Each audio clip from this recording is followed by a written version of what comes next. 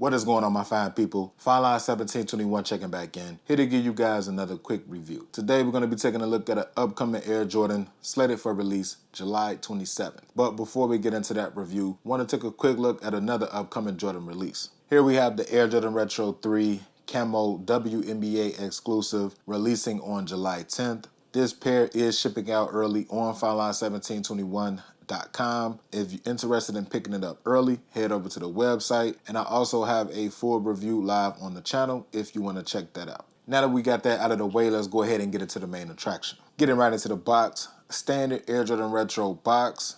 Dressed in an all-gray color blocking resembling a street. Got some nice little texture going throughout the whole box. Because it's kind of like a clear sticker, it might be kind of hard to come up on camera, but the Jumpman logo and flight branding is there. Taking a look at the label, got Air Jordan 4 Retro SE, smoke gray, iron gray. Size 9 we're going to be taking a look at. Flip the box lid up. Got the cement print paper. As you can see, these do come individually wrapped. So let's go ahead and get these shoes out of the box, unwrap them, and let's get into it. Now that we have these out of the box, let's go ahead and take a closer look at the Air Jordan Retro 4 Paris. These do not come with any added accessories, no hang tags, no extra shoelaces. The only thing that is present on the shoe is a warning where you have the little tag that's warning you that due to the nature of the nubuck leather material characteristic, scratches on the upper should be expected. And now with that out of the way, let's go ahead and take a deeper dive into the shoe. Starting off with that top-down view, got an all-gray soft lining. It almost kind of feels suede. Gray insole with the dark gray Jumpman logo sitting on the top of that. Taking a look at the tongue, nice soft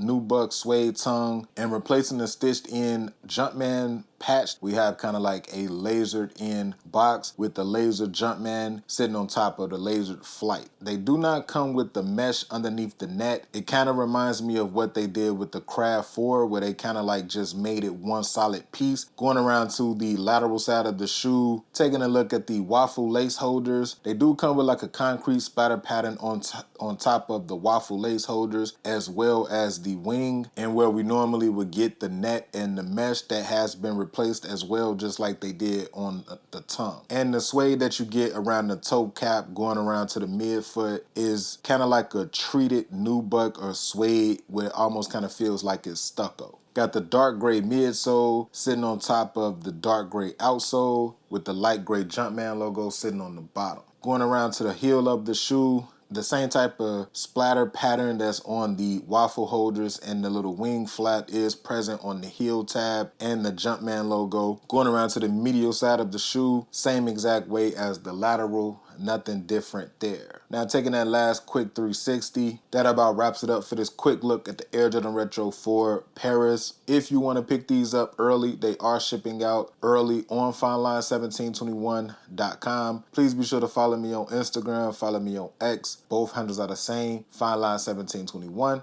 And into the next video, you guys already know what to do. Be smooth, enjoy life, bless up.